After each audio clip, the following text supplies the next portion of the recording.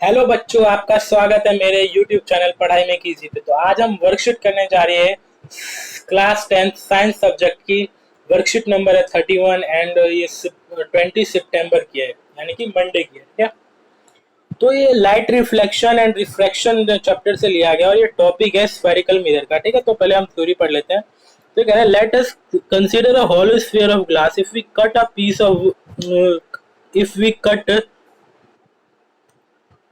Piece of hollow sphere, यहाँ पे लिखा हुआ देख रहे होगे आप, we get a curved piece, यानी कि अगर ये है हमारा होलो स्फीयर, अगर हम इसको कट करते हैं तो एक पीस जो आएगा हमारा वो कर्व्ड पीस आएगा। दोनों के दोनों आप देख सकते हो कर्व्ड आएगा। कर्व्ड का मतलब कि ये थोड़ा यू कर्व्ड शेप का। ठीक है, we can make spherical mirror, हम इन दोनों से स्फेरिकल मिरर बना सकते हैं। फ्रॉम कर्व्ड पीस जो है उससे हम स्फेरिकल मिरर बना सकते हैं। ठीक है, तो such mirror whose reflecting surface are spherical, वो मिरर जिनका रिफ्लेक्टिंग सरफेस स्फेरिकल होता है हमारा, क्या वो मिरर जिनका रिफ्लेक्टिंग सरफेस स्फेरिकल होता है। रिफ्लेक्टिंग सरफेस यानी कि जिस पे लाइट जाएगी और वो रिफ्लेक्ट होके आएगी, तो वो सरफेस अगर स्फेरिकल है यानी कि इस शेप का है, तो उन मिरर्स को हम स्फेरिकल मिरर्स कहेंगे। तो a spherical mirrors whose reflecting surface is curved inward, अगर अंदर देखो ऐसा मिरर जिसका रिफ्लेक्टिंग सरफेस अंदर की तरफ से, यानी कि लाइट ऐसे आएगी तो ये अंदर से रिफ्लेक्ट होकर यूं करके जाएगी।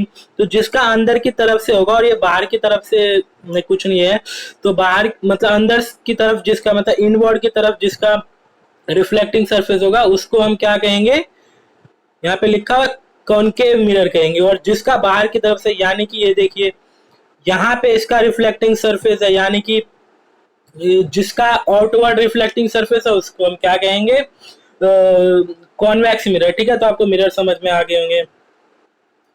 तो यही नीचे में डायग्राम दे रखे हुए हैं, तो डायग्राम करके मैंने समझा दिया। प्रैक्टिस क्वेश्चन पे चलते हैं। हम क्वेश्चन नंबर 1 करते हैं। क्या करते हैं, क्वेश्चन नंबर 1 करते हैं। ठीक है, तो क्वेश्चन नंबर 1 में क्या है, चूज करना है करेक्ट ऑप्शन को।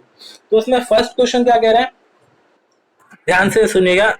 सच mirrors whose reflecting surface is curved are known as, such mirror whose reflecting surface is curved are known as, यानी कि ऐसे मिरर जिनका रिफ्लेक्टिंग सरफेस कर्व्ड हो उसे क्या कहते हैं हम, तो उसे हम क्या कहते हैं, उसे हम कहते हैं स्फेरिकल मिरर। अभी अभी हमने पढ़ा कि ऐसे मिरर जिनका शेप जो होता है, रिफ्लेक्टिंग सरफेस जो होता है हमारा वो कर्व्ड होता है, उसे हम क्या कहते हैं, स्फेरिकल मिरर। तो इसका सही आंसर क्या हो जाएगा, इसका सही आंसर मैं टिक ही कर देता हूँ। ठीक है, इसका आंसर बी हो जाएगा।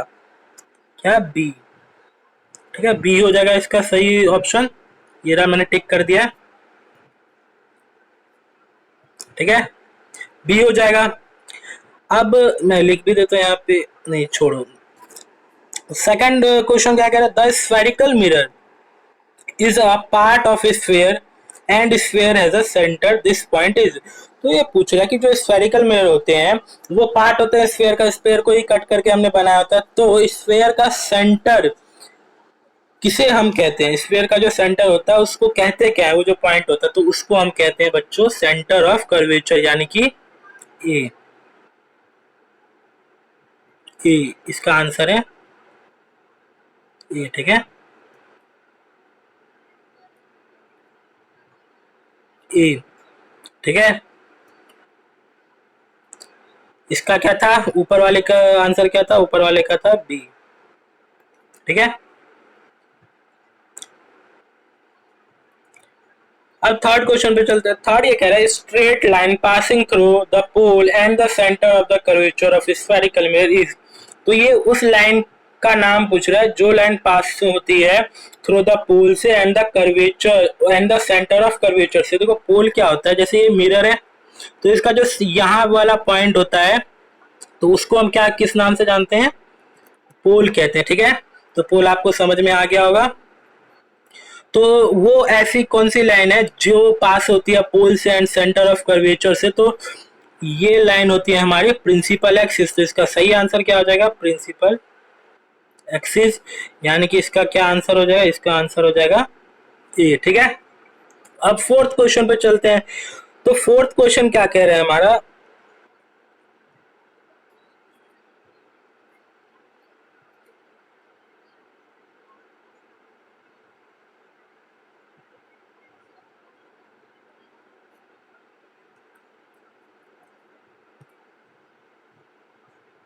फोर्थ क्वेश्चन क्या कह रहा है, आइडेंटिफाई द मिरर। ये मिरर का डायग्राम है तो उसको आइडेंटिफाई करो कौन सा मिरर, तो मैंने आपको बताया था जिसका रिफ्लेक्टिंग सरफेस इनवर्ड होता है उसको हम क्या कहते हैं, कॉनकेव मिरर कहते हैं।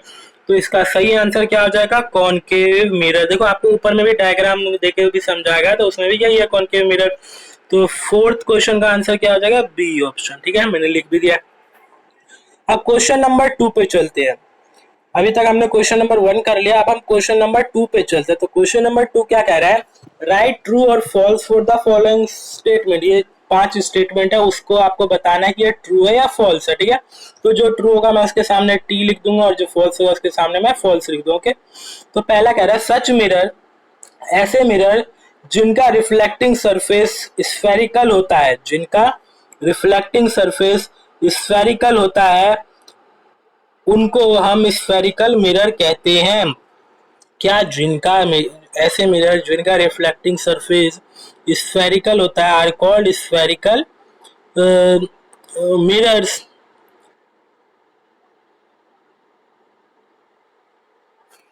तो ये आपने पढ़ा है स्टेटमेंट, मैंने आपको समझाया भी है कि ये क्या हो जाएगा, ट्रू हो जाएगा। तो फर्स्ट का ट्रू हो जाएगा।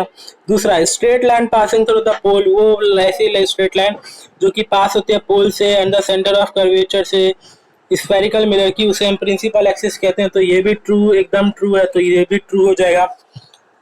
थर्ड क्वेश्चन पे चलते हैं, the radius of the sphere, जो स्फीयर का रेडियस होता है, of which the reflecting surface of a spherical mirror forms a part, form करता है। जो स्फेरिकल मिरर होता है, जिस स्फीयर का पार्ट होता है, उस स्फीयर का जो रेडियस होता है उस पॉइंट को हम कहते हैं, उसके रेडियस को हम कहते हैं रेडियस ऑफ कर्वेचर। क्या कहते हैं हम, रेडियस ऑफ कर्वेचर। ठीक है,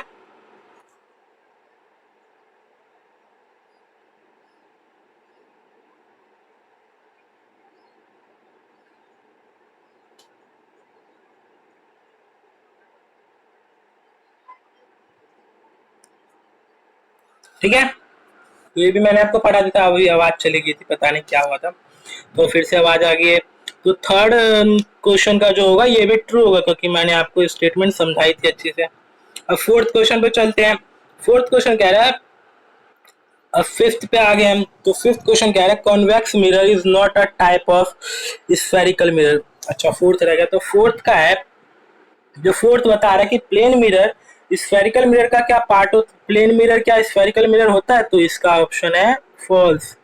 भाई प्लेन मिरर तो यूं करके सीधा होता है, तो वो कैसे हो जाएगा उसका पार्ट। ठीक है, तो ये जो फोर्थ है वो हमारा फॉल्स होगा। ठीक है, अब फिफ्थ पे चलते हैं। तो फिफ्थ कह रहा है convex mirror is not a type of spherical mirror. भाई हमने पढ़ा था कि स्फेरिकल मिरर दो टाइप के होते हैं, कॉनकेव एंड कॉन्वेक्स मिरर। तो इसका मतलब ये गलत कह रहा है, तो फिफ्थ का भी फॉल्स होगा। तो देखिए हमने सारे के सारे क्वेश्चन कर लिए हैं।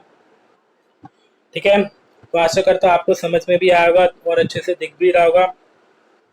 तो अब हम मिलेंगे अगली वर्कशीट में, तब तक के लिए ओके बाय, और स्वस्थ रहिए और पढ़ाई करते रहिए। अब हम अगली वर्कशीट में